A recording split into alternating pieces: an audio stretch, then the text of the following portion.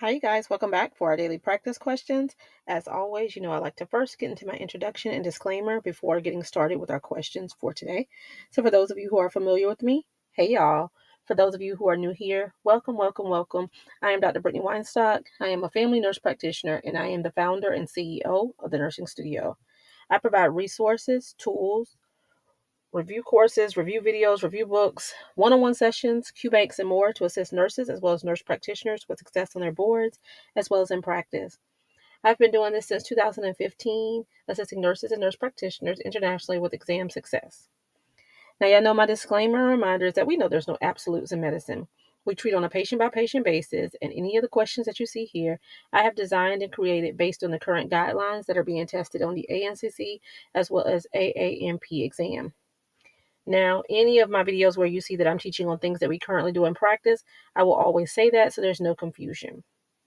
I also want to add in, if you go to the main page and click on playlists, you can see all of my videos so that you're not having to go through all 300 plus videos, but you can go directly to those ones that are broken down by system or diagnoses, because I get a lot of questions on that. But I do have a complete antibiotic series that's on there where we have a study with me session and all on those. So if you're looking for those, they are under the playlist option, okay? But y'all know that we are continuing our antibiotic series. We are in the STD section now. So let's get into question number one. Question number one states, the nurse practitioner has diagnosed the patient with bacterial vaginosis. What is the best first-line treatment option at this time? Is it A, Keflex, B, doxycycline, C, ciprofloxacin, or D, Flagyl? Take a moment to tell me what you got in the comments, you guys. All right, so I always recommend reading the stem of the question first, as it allows you to slow down to ensure you're answering what's being asked of you. So the stem of the question here states, what is the best first-line treatment option at this time? Y'all know I tell you, if they're asking for a treatment, look and see if they provided you with the diagnosis.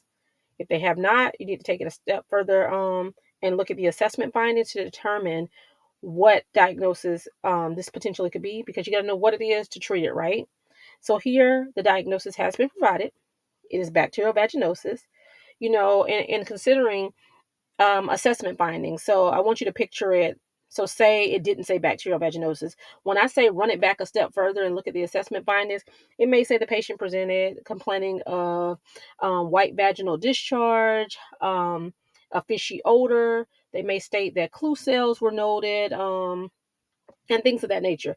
And that's where I say, know your key identifiers, because that's what they're going to put on there. Those common things they want you to know. In a perfect world, the most classic and common presentation and diagnoses, and making sure that you can quickly identify them and treat them, right? So if it didn't say bacterial vaginosis, if they gave you a scenario with the white discharge, with the fishy odor, you should be thinking bacterial vaginosis.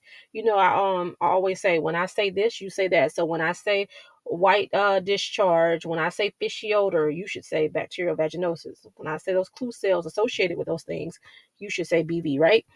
So after being able to determine what the diagnosis is, if they have not provided it, then you start to think of the treatments, right? But here, it more specifically, the stem gives you what is the first line treatment. So we're not just looking for any treatment, but what is the first line? So when you think of bacterial vaginosis, what is that first line therapy? And the best answer is D, Flagyl. Flagyl, okay? Bacterial vaginosis, first line therapy is Flagyl. All right, question number two. The nurse practitioner has diagnosed the patient with bacterial vaginosis. The patient has Flagyl listed as an allergy. Based on these findings, what is the best treatment option? Is it A, doxycycline, B, Bactrim, C, clindamycin, or D, Rocephin? Take a moment and tell me what you got in the comments. All right, so here, stem of the question states, based on these findings, what is the best treatment option? All right, so again, looking for a treatment, you want to see if they provided you with the diagnosis, and they have, and it's bacterial vaginosis. But also, a key thing to pay attention to is the stem of the question says, based on these findings. So that lets you know that this is not just straightforward, and I need to take a step further and identify what findings are they talking about that may warrant a change in my treatment, right? And so here we're seeing is bacterial vaginosis. You're starting to think how you treat, just like we talked about in the last question. Flagyl is that first line therapy. But based off of that, you need to also know, I tell you when you're studying to think of your first line, think of your next line. What if they're allergic? And here in this scenario, it tells you the patient has flagyl listed as an allergy. So then next you need to know, what do you do in that scenario? So the next option is clindamycin. So first line therapy for bacterial vaginosis is flagyl. Brittany's brilliance is fishy flagyl. Fish A fishy odor is that classic key identifier for BV, and flagyl is your first line therapy. But if you're allergic to flagyl, then clindamycin is your next option, okay? And then lastly, question number 3, the nurse practitioner has diagnosed the patient with trichomonas. What is the best treatment? Is it A, doxycycline, B, metronidazole, C, ciprofloxacin, or D, clarithromycin? Take a moment and tell me what you got, you guys. All right. So again, stem of the question states, what is the best treatment? The diagnosis has been provided and it is trichomonas. And you should know first line therapy for trichomonas is B, metronidazole, aka flagyl. Okay. All right, you guys, I hope you found this helpful. As always, be sure to like, comment, subscribe, and share with whomever you may think may find this beneficial as well. But y'all make sure y'all meet me back here. And if you need any of the resources that I do offer, feel free to reach out to the nursing studio by giving us a call at 803 400 6864. You can also shoot a text message to this number or shoot us an email at thenursingstudio, the number one, at gmail.com.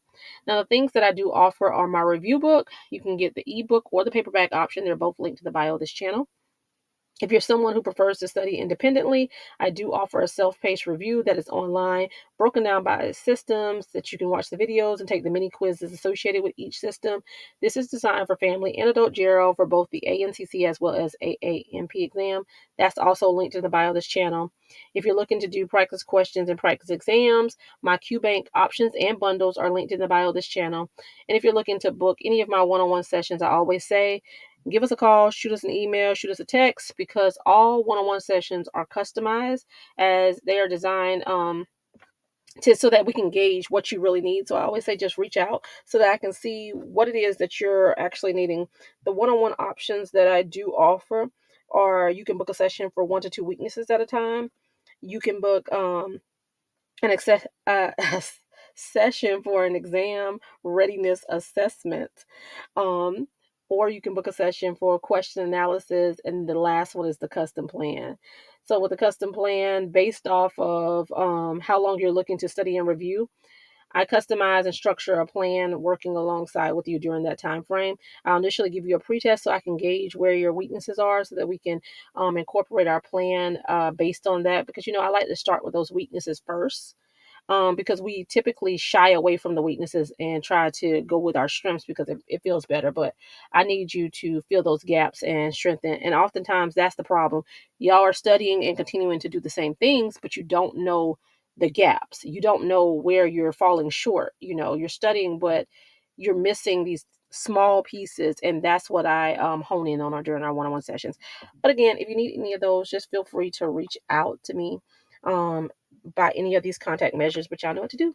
Y'all make sure y'all meet me back here. Happy studying. Bye, y'all.